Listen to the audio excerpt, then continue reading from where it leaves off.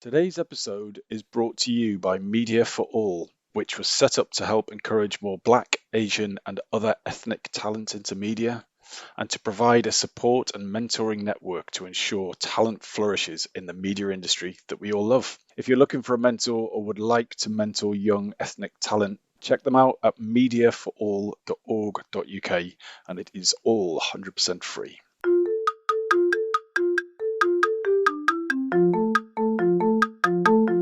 Hello and welcome to the Shiny New Object podcast. My name is Tom Ollerton. I'm the founder of Automated Creative, and this is a weekly podcast where I interview the industry's leaders and ask them about their vision for the future of the industry. And this week, I'm happy to say, is no different.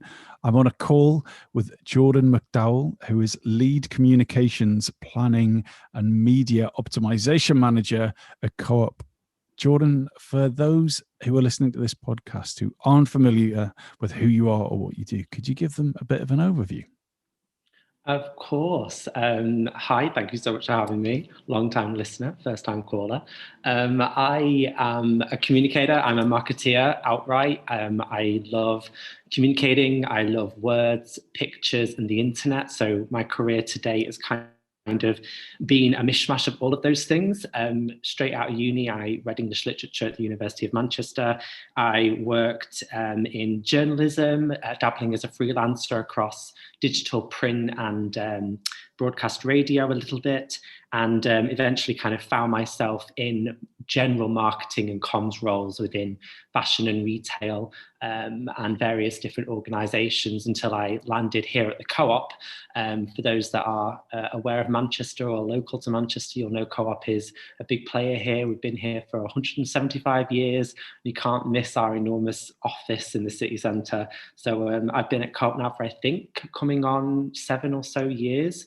And I've worked in various different roles here across digital comms, social media, and across comms planning, strategy, and media optimization more recently. So the job title sounds quite a long way away from journalism. Have you buried your artistic tendencies, or have I read that wrong? No, it's probably quite true. I mean, it's all in the same ballpark in the sense that it's communication, it's words, pictures, and the internet, like I said. But yeah, you're right. I mean, I think coming out of like uni, I was very much in the space of working in journalism and content creation on that side of the fence, if you like, particularly in the world of fashion. I worked a lot in doing a lot of internships and things like that within the fashion and retail space in the Northwest. There's a lot of businesses now. There were startups back then like Boohoo and Misguided, and now they're the big players buying up all the older brands. But yeah, I think I started to realize as my career progressed, the common denominator around what I love to do was words, pictures, and the internet. And that didn't necessarily mean I had to pigeonhole myself within journalism. I could expand into the wider sort of marketing mix, and I've never regretted expanding out. And working in the sort of journalistic field is always an option for anyone that I think works in marketing, whether it's something that you dabble in a little bit like you in setting up your own podcast, or if it's something that you return to later on. But for now, I'm quite happy with how it's gone. So for someone who used to be a writer, I assume you're a reader. And do you read marketing books? Do you have any recommendations? I am a reader. I've got to admit, though, I do love reading. I love reading literature. I love reading fiction, a wide sort of array of different things. When it comes to reading about your day job, though, I do find that a little hard because I think, we all work the hours that we work, and it's difficult to switch off. So that point on a Saturday afternoon when you just about, pulled yourself away from your emails and things, to then pick up a marketing book, I would just rather walk around town with a rusty nail in my boot. So I do find that quite hard, which is why I really like things like your podcast, because they're short and snappy and I can fit it in without feeling like it's eating too much of my life away from me.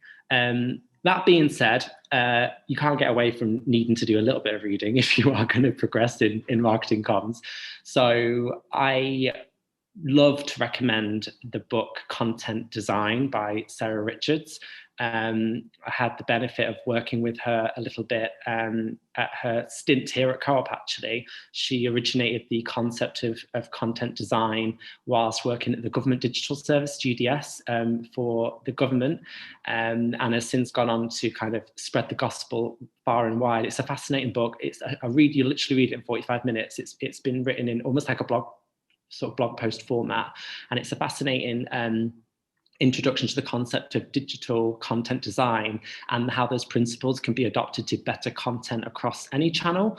It is not, something that you can wholesale take on board for anything and everything you do in terms of content and words and pictures, but it is a really useful way of understanding the nuances of an online user versus, someone that might read a print magazine, for example. So can you, sorry, that. Just to backtrack a little bit. So content design, I think I know what that is. I haven't read the book, but could you just give us a kind of sort of read the back page type of thing? Absolutely. You'll have to read the book for sure. I promise you, of all the books to be recommended, it's super short and really, really worthwhile.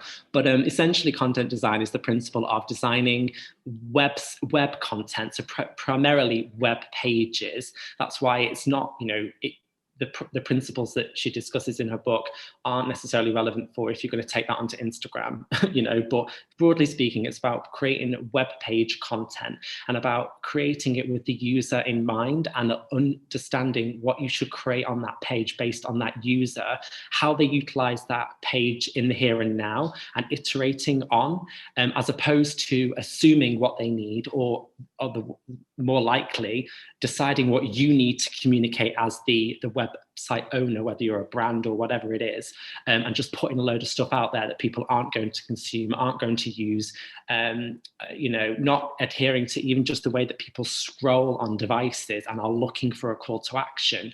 It comes down to those really interesting, quite simple principles about how to make words work on a website.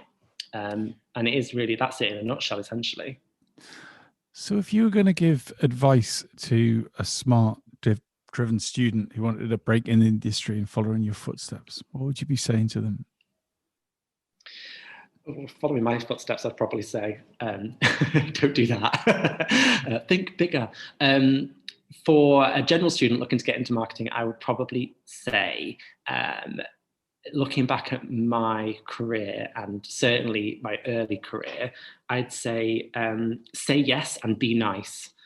I think those two things will serve you very, very well. If you're already driven, if you're already interested enough in marketing to understand a little bit about what it can offer, I think saying yes to any and every single opportunity that comes your way and not being passive, forging them for yourself and putting yourself in the right situations to be called upon for those opportunities, whether it be, an internship or helping out a friend's business or anything like that. Be ready, be available, be ready to take those opportunities and say yes. And always, always, always. And I've learned this the hard way in a way as a young student. Be nice to people because you never know who's going to offer you your next job. All of the jobs I got early on because I basically crashed every industry party I could in Manchester as a like final year student. I never paid for a drink or a meal on a Thursday night, which is generally press night in Manchester, because I was just making sure that I was on every guest list I could possibly blag my way onto so that I could meet people like commissioning editors or PRs that were looking for freelance support, anything like that. That's how I got on to the sort of internship at BBC. That's how I ended up writing for local magazines here. That's how I ended up getting my first full-time job out of uni, because I was just out and about and saying yes and being nice to people. So I would definitely recommend. I can understand why that works for you in the short amount of conversations that we've had, but how would you advise an introvert to do the same thing, that would rather stick a rusty nail in their boot and walk around town than go to a press night every Thursday? That's a really good question. I think whilst I'm not an introvert, I think it's fair to say. That's not to say that because I do have extrovert tendencies that I necessarily find it easy to blag my way into a party where I know no one and I have absolutely no reason to be there, but I'm there to meet people and to pass my business card around and all that. It's not to say that I find that just absolute second nature. Sometimes you've got to fake it till you make it. So I think introverts sometimes need to put an extrovert cap on when it comes to that kind of thing. But that's not to say that my way of doing things is the only way. If you are slightly more reserved and quieter, there's other ways that you can get your name out there, especially on the internet.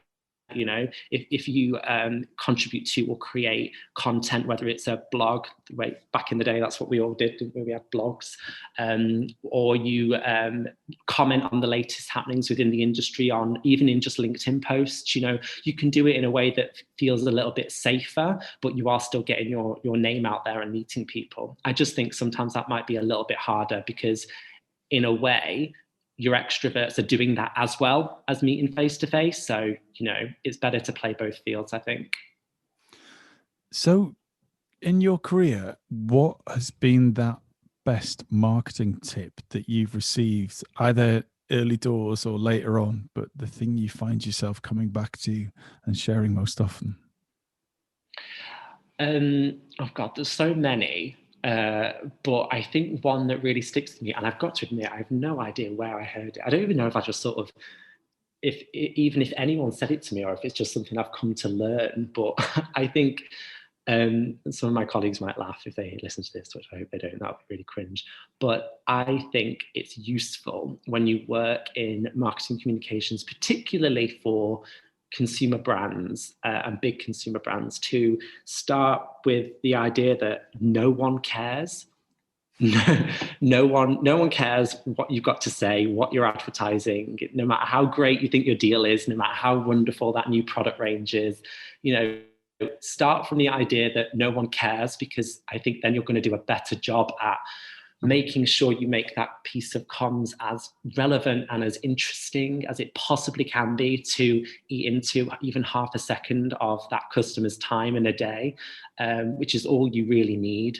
And it's also going to inform your actual comms and media plan, because you're going to really sort of stress test the idea that if no one cares about this message that I really have to get out there because it is an important thing for us to do, you're going to make really hard choices about where you put that message as much as how you even craft that message. And I think that's quite an important thing, because when we work in the industry we do, it's our job to live and breathe the brand. It's our job to care passionately about what we do. Otherwise, why are we bothering? But it's not our customer's job to care. And sometimes we forget that. That is excellent advice.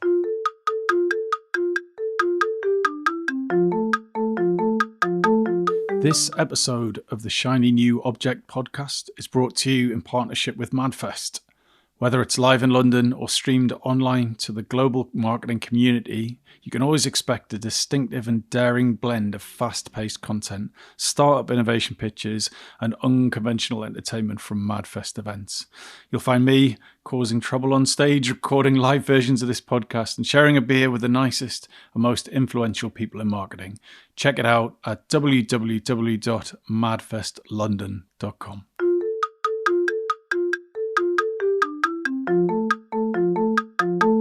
So we're going to move on to your shiny new object, which is, let me see how did you phrase it exactly before we were chatting? It was extended reality. Extended reality. Sorry, I didn't actually write it in my notes. It's foolish.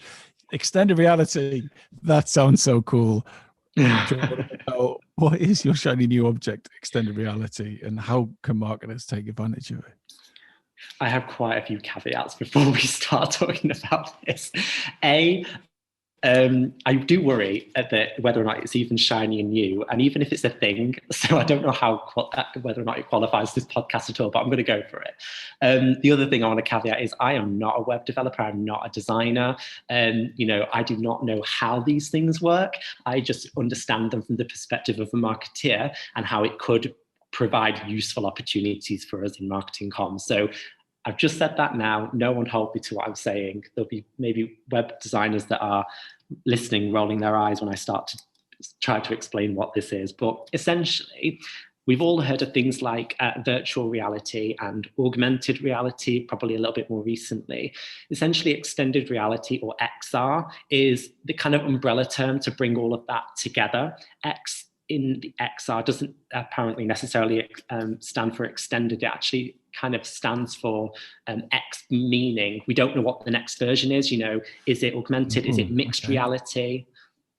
Which is quite an interesting way of looking at it, because it is so fast moving, and applications of it in day-to-day life are emerging all the time. Some of them are more brilliant than others. Some of them are short-lived. Some of them evolve.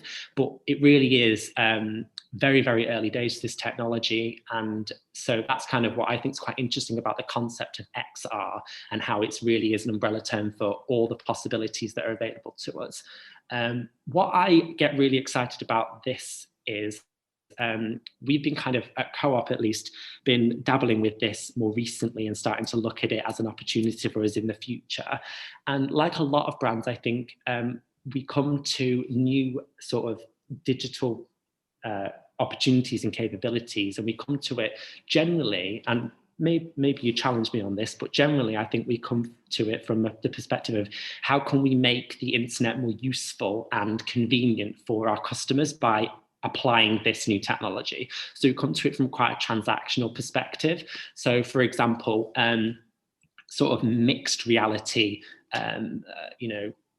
case studies and blue sky thinking, you know, that kind of stuff that you can find when you Google it, is all around how in the future it may actually mean that when we go into like a convenience store, the whole convenience store layout is actually augmented to our own sort of personalized experience. So based, for example, in the future, if you like, you go into a co-op, you're a co-op member, we would know that you're a co-op member. And when you go in, by using your wearable tech, whether it's a Google Lens or whatever it is, all of the deals on the shelf would change based on your preferences. There's fascinating examples of how this is actually being applied even now in China, as a test for what might be. And that in itself is fascinating and exciting. I mean, of course, we are quite a long way off that actually being useful, because it presents so many issues for a user in reality today, because we don't have that kind of technology available to us to actually make it happen properly. And even if we did kind of bundle it together, it wouldn't be a convenient experience for anyone. It would be really, really slow and glitchy and awkward. But it's an interesting concept to aim toward, right? But I think looking at these kinds of sort of technologies purely from the transactional is probably a bit sort of narrow, sort of short-sighted and narrow-minded. And I think actually we should start looking at them a little bit more as experiences and kind of the fun and thrill of what these things could bring to brands beyond how they could maybe sell product in the here and now. So obviously I'm sort of moving away from the sort of short-term sales driving type of stuff into long-term brand. And this is where I get really interested in what this might bring to the future for brands that really understand brand comms. So your Burberrys, your Nikes, your Disneys, your Virgins, because those brands understand how in order to build relationships with customers in the long term and grow their brand in the long term, they need to offer sort of exclusive experiences to their customers with their brand in every single touch point that they have, to kind of explain and reiterate why that customer's choice to engage with that brand or shop with that brand or book a holiday with that brand or whatever was the right one. So a great example that's for years has been one of the best examples on the high street is the Regent's Road store for Burberry, the way that they make use of their digital screens and mirror technology to bring to life their products in an interesting way. It's already taken on the principles of like virtual reality, just one step behind, because it's making use of screens as opposed to actual virtual reality technology. But it wouldn't take a lot for you to take it up that next step further.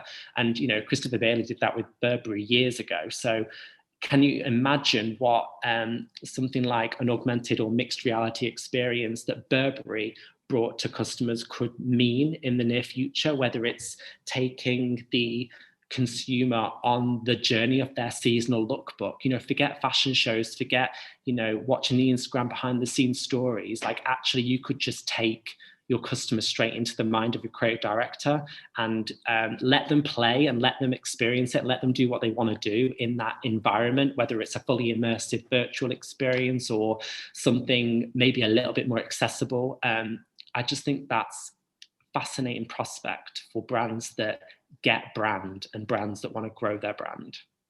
I've got so many questions. This is really frustrating. Oh, right. Okay. So start with a tough one. So I think, in my experience of being involved in advertising technology and innovation and running an innovative ad tech business, is that the secret goal of any innovation is to become boring. Because all innovation has to start as very exciting and sexy and new and bleeding edge. But in order for it to make any money, it's got to become commonplace. And in order for it to become commonplace, it's just got to deliver something regularly without falling over.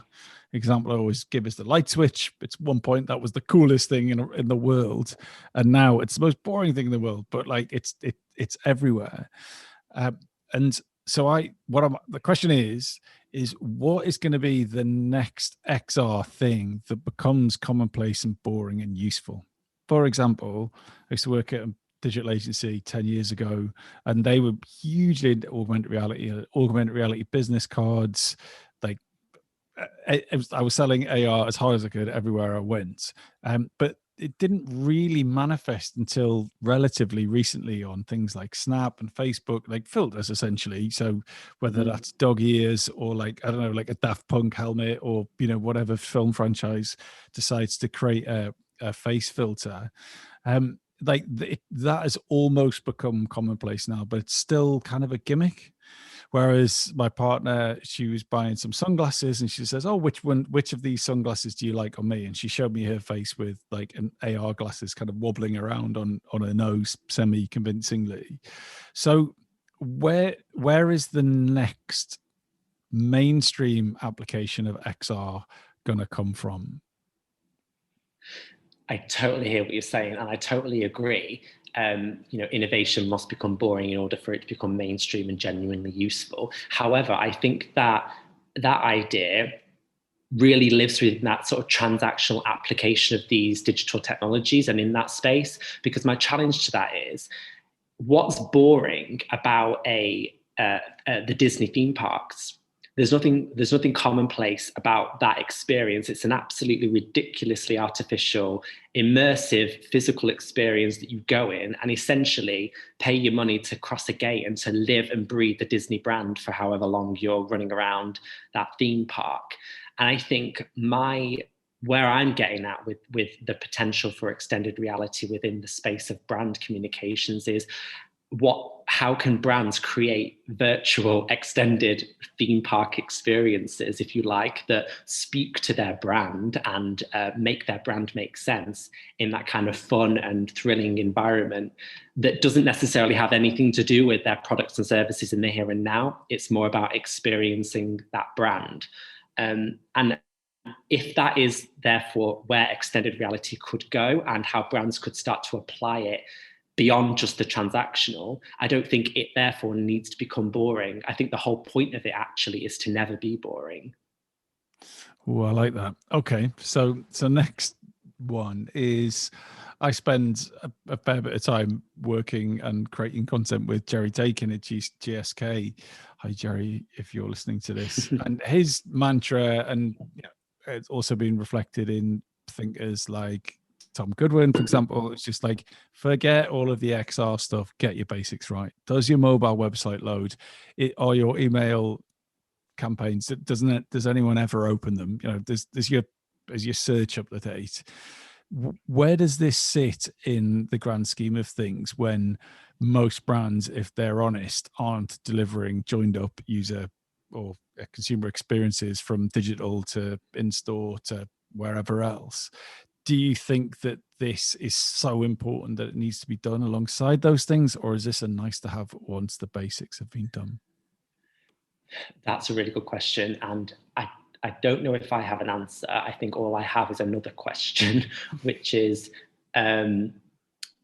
I think this is the kind of thing that brands are grappling with now, in terms of how we apply scarcer and scarcer resources, how we innovate in a world that's moving faster and faster. Innovations that we planned to do last year are all of a sudden either completely dead in the water or commonplace, and we've missed it now. So I do wonder sometimes. I don't think you can necessarily look at these things and say, well, it's a nice to have, therefore we're going to ignore it, because I don't think anything's really a nice to have in this world anymore. I think you need to approach something like, a 10, 20, 70, if you like, absolutely get your basics right to an extent, but don't take your eye off what the next thing could be. And I think mixed in with that, I think it's an interesting kind of question to start asking ourselves as brands around. I'm going to make a really half-assed attempt at explaining myself now, so do call me out if this makes no sense. But there's a theory of evolution, right? That you go from sort of single cell organism all the way up to a human. And one theory is that it happens all the way over time, and it's incremental changes all the way through generations and generations over millions and millions of years.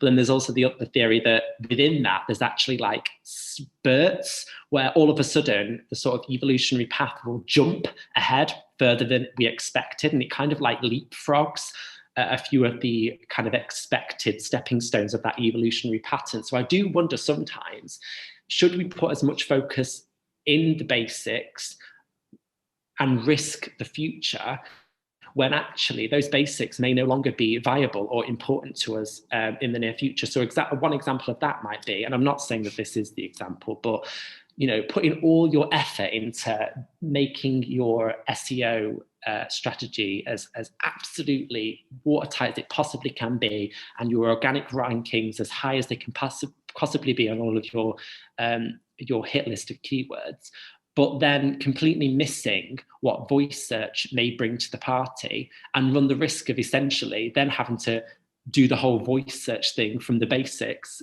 5 years later than all of your competitors. So it's a hard one to fathom, like which things do you put your effort behind, or which things do you let fall away, and which opportunities do you test and learn from, and which ones do you have to say no to. It's a really hard decision, but I don't think it's a case of just focus on the basics 100% of the time. I don't think that can be the answer. So it's last provocation for you. So in terms of XR, mixed reality, or like whether that's virtual or augmented or blended or mixed or whatever it is, what that is essentially providing some of the media over the top of what exists, as in it's a new level of reality. I wonder, how is that any different to audio, right? You put on a pair of speakers, especially if the speakers allow the outside world in as well, that music in some ways is a completely evolved version of an alternative reality, right? When you put some music on in your head, not only can you hear potentially instruments, whether they're synthetic or real, but you're also kind of transported directly into how the artist wants you to feel to a greater or lesser extent. So is it really any different to things like audio or even photography, like Photoshop? It is its own mixed reality. We have an image that the photographer took, and then a whole other team of retouchers or stylists or whatever change that image. So it's a heightened version of reality. Like is the mixed reality or the XR that you're talking about really that different to the advancements in static photography, for example, and things like audio, as in music? That's a really good question. I mean, I think it all comes down to the application, doesn't it? And I think it's difficult for us to kind of fathom what this kind of world of possibility could mean, because it is so new and there are so few examples for us to use. I mean, we all talk about Pokemon Go as a good example of augmented reality, which is where, digital assets are superimposed on the kind of physical world, if you like, versus mixed reality, where the physical and the digital would more readily interact with one another, and the two blend more, which is the sort of the newer of the pack, if you like.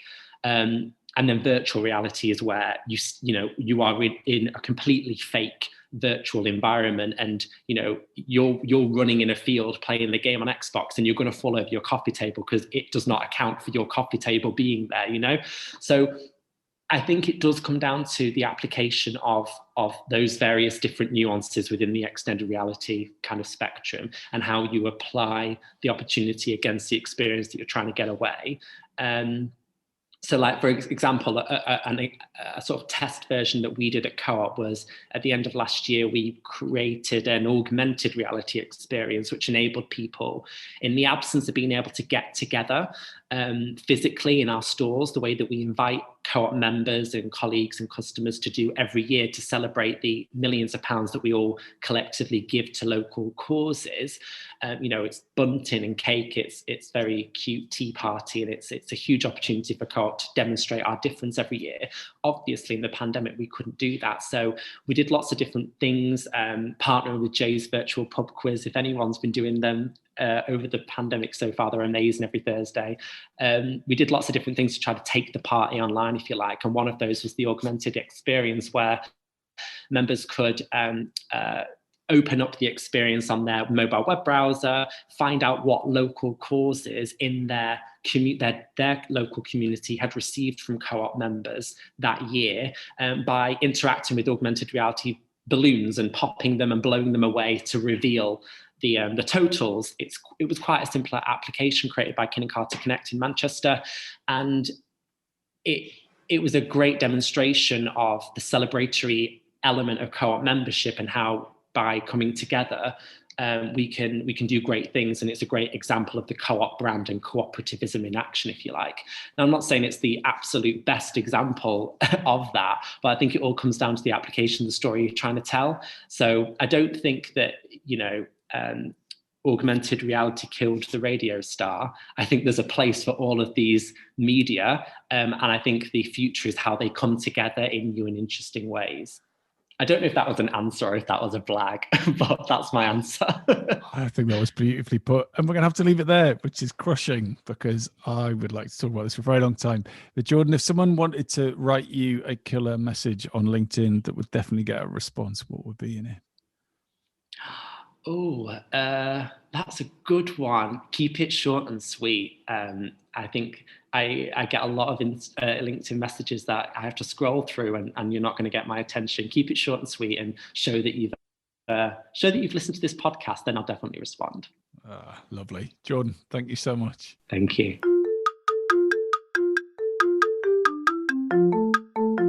Hi. Just before you go, I'd really appreciate it if you could take the time to write a review of the Shiny New Object podcast on Apple Podcasts or iTunes, whatever it's called these days, or whichever podcast provider you use. We're an indie podcast, so it would go a long way for us if you could just share the word and give us a bit of a support on those channels. That would just be fantastic. If you haven't got time, that's also cool. And yeah, if you could tell your colleagues about the podcast, and also, if possible, don't forget to subscribe. And I'd love to hear your feedback. If you'd like to speak on the podcast or be a guest, or you think I'm asking the wrong questions, anything, I'd be super interested to hear what you think. So please email me at tom@automatedcreative.net. That's TOM at, I'm not going to bother spelling it. Anyway, you'll work it out. Thanks so much.